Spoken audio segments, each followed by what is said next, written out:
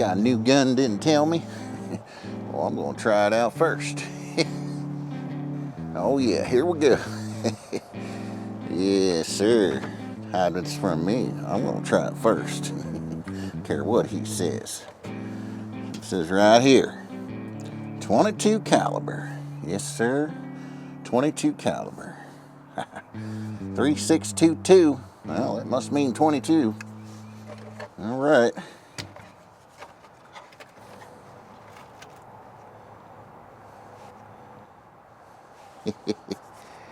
Yes, sir.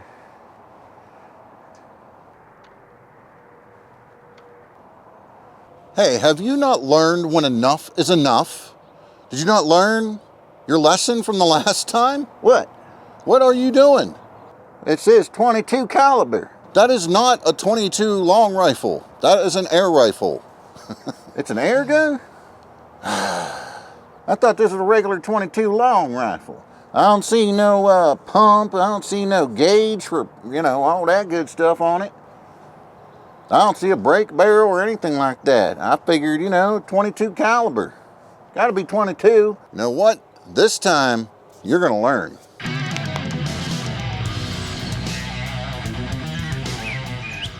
What is going on, everyone? Riddict here, and welcome to Off the Shelf Airguns. Today, we're gonna be taking a look at the Crosman 3622. You got a hooded front sight here. That little hood can come off, so be careful. Rear sight is adjustable for elevation and windage, and it's also a peep or the regular flat sight, you can flip it around. This does have barrel bands on it, unlike the 362. Good old rubber butt pad there. Trigger is plastic, so, whatever. Safety is crossbolt safety right there. Trigger is not adjustable. You can adjust probably the hammer spring maybe right here. If you really want to get down and dirty with it, might be able to adjust that right there.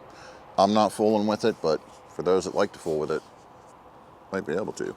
Your fill port is covered by this little water bottle cap. As you can see here, all right. That little water bottle cap probably ain't gonna last you very long. You'll probably end up replacing that at some point or coming up with some other kind of thing to cover that up. Plastic breech, much like on the regular 362, it's a plastic breech. Much like on the, this whole family of guns, right? The 2240, the 1377, the 1322, the 362. This falls right into that family. So any of the customization you can do with those, you can do with this. It's super lightweight, so it's like only 3 pounds or so. Super lightweight. I love how it feels. It's great. Nice and lightweight, which is perfect for the younger individual. So definitely good for them to get into with this right here too, okay? And of course, this is made in the USA. And I know there's people out there that are just, unless, if it's not made in USA, they don't want nothing to do with it. For anybody else, they don't really care where it's made, this and that and the third. You have to remember, this isn't the only budget-friendly PCP out there, because you do have the Beeman QB Chief, very budget-friendly. It's almost around the same price as this, and you're getting a wood stock, you're getting a steel breech, you're getting all that stuff right out of the gate. Now, is it crazy customizable like this family of guns and Crosman and all that? Maybe not so much, but once again, if you're not worried about all that stuff, or made in the USA and all that crap, you may not be worried about customizing and all that stuff. You just want to get into it. So in my opinion, a true entry-level PCP gun might be more along the lines of those versus this, because you don't have a fill gauge on this, all right? You do have a fill gauge on the Beeman. You have to keep this in mind.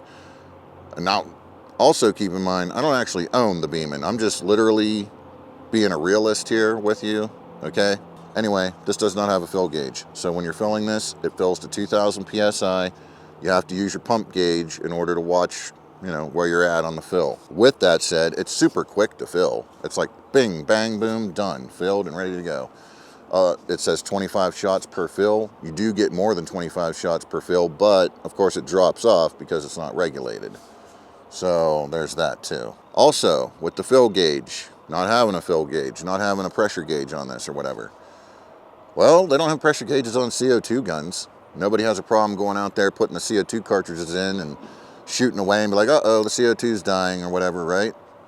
Hey man, you're gonna know whenever you're getting low on this. Believe me, it's gonna drop in power, and you're gonna know it's gonna drop in power just by hearing it and feeling it. So, is there really a difference there?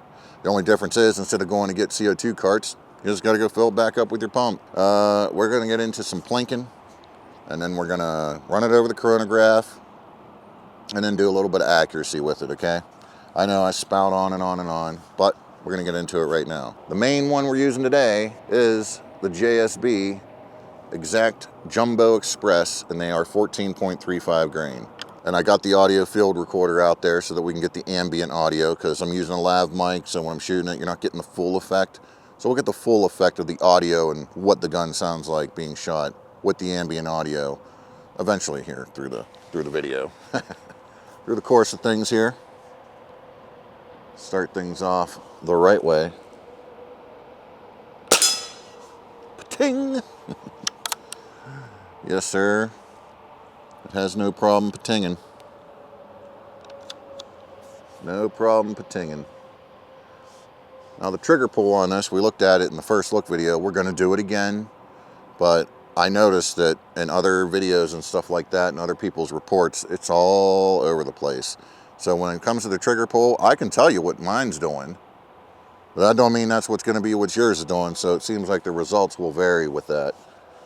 Just keep that in mind. Let's go over here.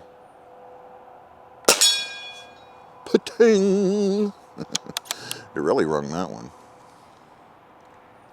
It really rung that one. All right, see if we can hit the black diamond out there.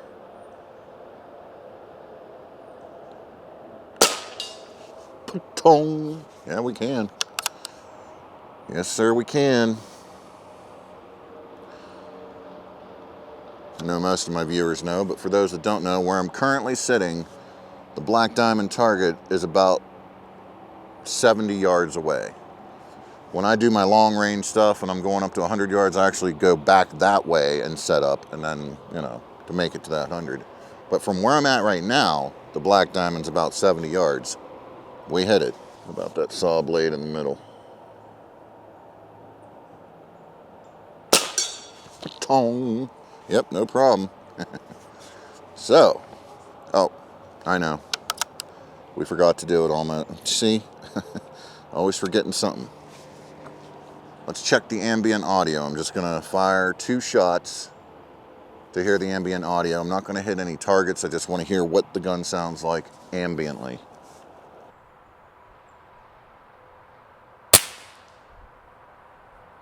Okay. Hit the little pond that's forming out there. Let's try that one more time.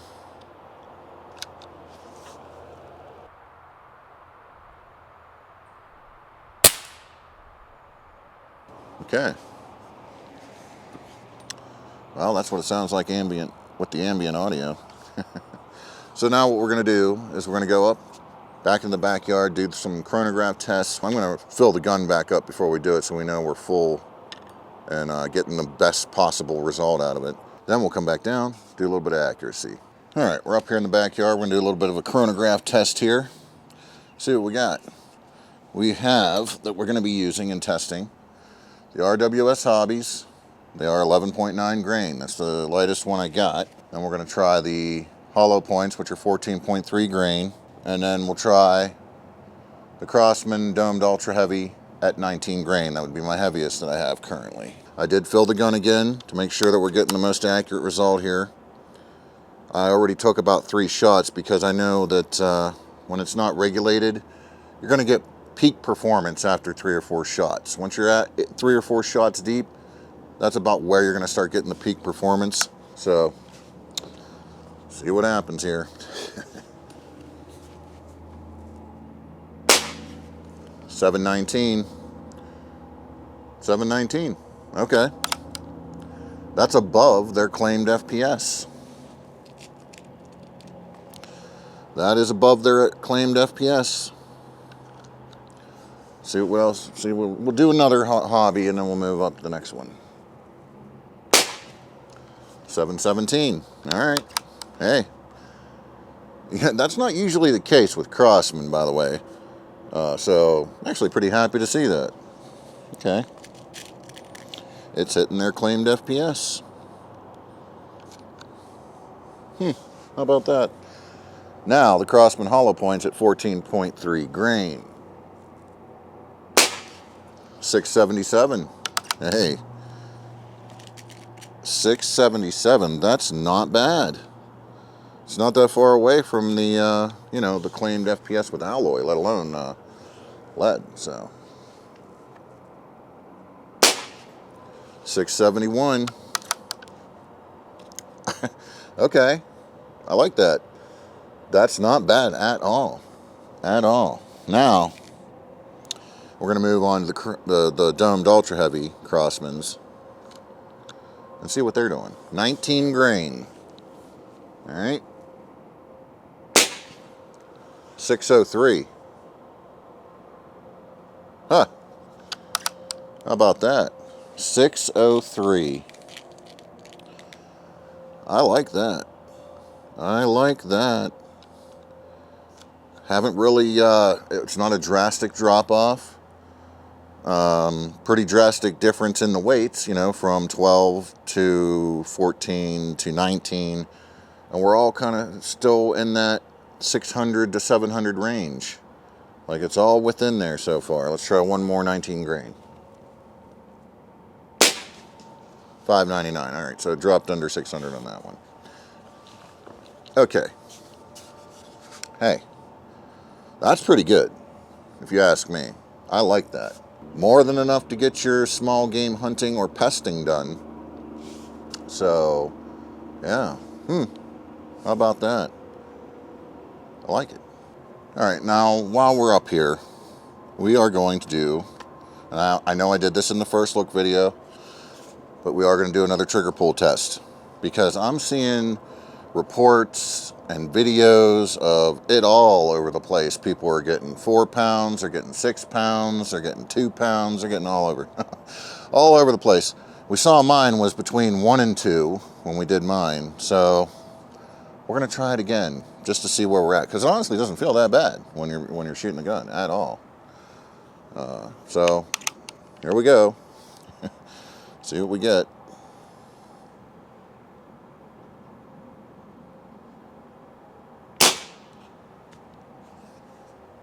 £2, 13.3 ounces. 2 pounds, 13.3 ounces. That's right on par with where we were at when we tested it the first time. One more time, just for good measure, even though we know. Yeah. 2 pounds, 13.5 ounces. That's what I'm getting. Okay?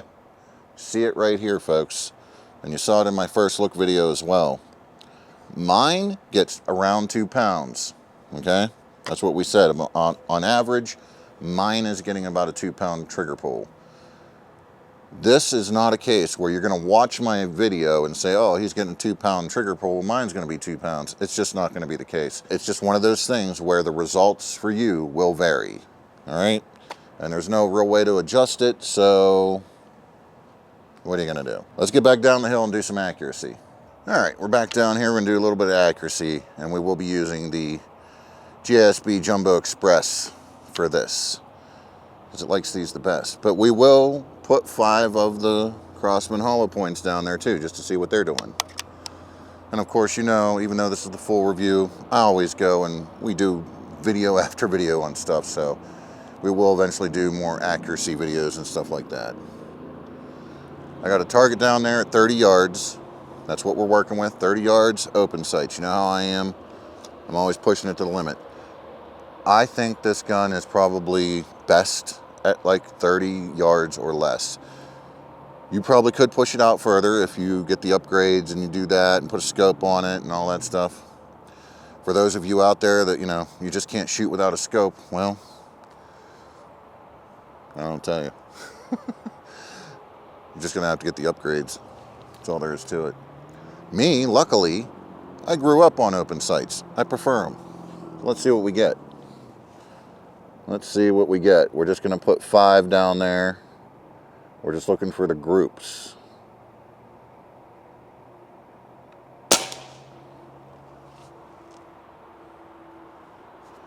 Just looking for the groups. Can't even see where that hit. Let me check that real quick. All right, I see where we're at. I couldn't see down there. Yes, I know. Get a spotter scope, man. I like walking. It gives me exercise. Here we go.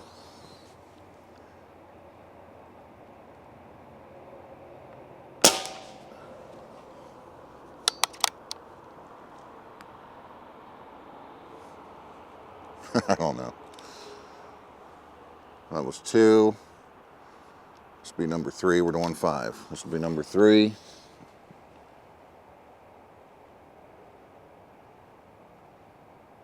Got a little jumpy on that one. What else is new, right? This is number 4.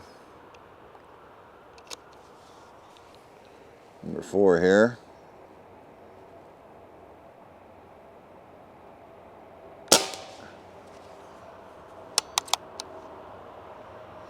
Okay. Number 5, still alive. For those that know, now.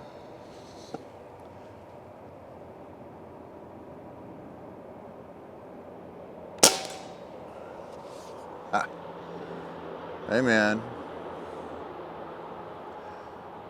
I don't think that's too bad of a group. I don't think that's too bad of a group, if I do say so myself. I can barely see it, but I noticed the little white spot getting bigger as I'm shooting, so it has to be that. It has to be okay, right? You guys can see it better than me at the moment. So, hey. I think those that are complaining about the open sights just can't shoot with open sights. That's just my theory on it. Clearly, hey, you know, I don't know. Now I'm going to go take a, just so we know the difference between the two, I'm going to go stick a splatter shot target down there, a little 3-inch one. Hopefully I can even hit it. A little 3-inch one for the Crosman hollow points, just so we know the difference. I'm going to aim for the opposite side of the target, so the right side of the target instead of the left side this time, and then we'll see what the hollow points are doing, because hey, it's a Crosman gun, right? Might as well see what the Crosman pellets are doing. And this is supposed to be budget friendly gun, budget friendly pellets. Let's find out. Alrighty. We got the Crosman hollow points here. Again, they are 14.3 grains, so a similar weight as the GSBs, but we're going to see what they're doing, because obviously they're much more budget friendly. We got the little splatter target out there on the right. We're going to see what happens here. Here we go. So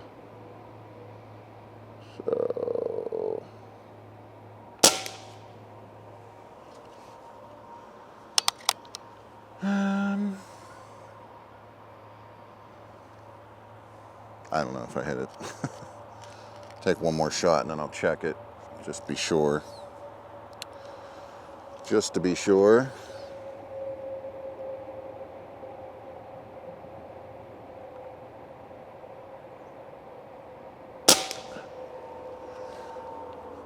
Yeah, I hit it. Got a little jumpy on that one. Let's try and settle down a little bit there. Settle down now.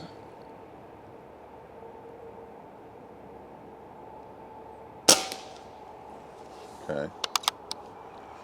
That's 3 shots. We're not going to count that first, though. We'll call it 2, because I messed the one up. We'll call it 2.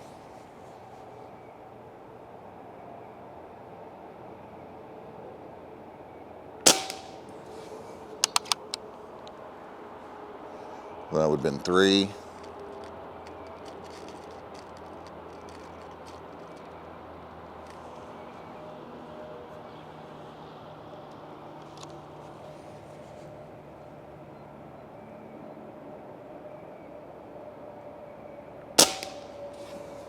4.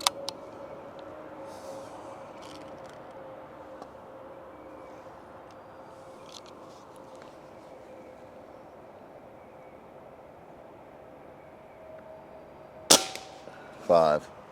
Ooh, that one, kind of my fault on that one. Shall we do one more just because? You know I am. Always gonna do one more just because.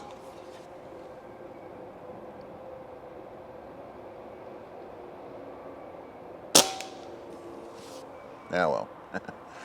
Well, there you go. I can see they're a little bit more sporadic than clearly what the JSBs were doing, but that's a 3-inch target at 30 yards. Is it really that much worse? It's really not that bad. Really not that bad, considering these are super budget friendly pellets. Now I'll have to get up closer on it to see how tight the shots actually are to each other, but from here, I don't think it's all that bad, personally. So, all right. Well, the JSBs definitely win that little battle. I mean, it went through the same hole there on 3 of them, and then these 2 are kind of right there, but that's a 1-inch. That's easily just a 1, that's not, maybe even under, but that's a 1-inch little group there. And of course, Crosman hollow points. Hey, we nailed the bullseye on the first shot. I didn't even realize that, so hey, a much wider little pattern here. We did have 2 close together there, 2 close together there, and then 1 right there. Now keep in mind, my little stand here is not 100% rock solid, so I'm still having to compensate a little bit with the little wiggly issue there. But clearly the JSBs win. But the hollow points, honestly, you can make that work. You can make that work, you know? And what this proves is target out at 30 yards, open sights that come with the gun right there on them. Hey, you saw it here. If you can use open sights and you're good with open sights, clearly it works. There you go. There you go. The Crosman 3622. I have no problem with it. Personally, I think it's pretty cool. Pretty cool. Is it for everyone? No. But it wasn't intended to be. So, there you go. With that said, I'll catch you all down the road.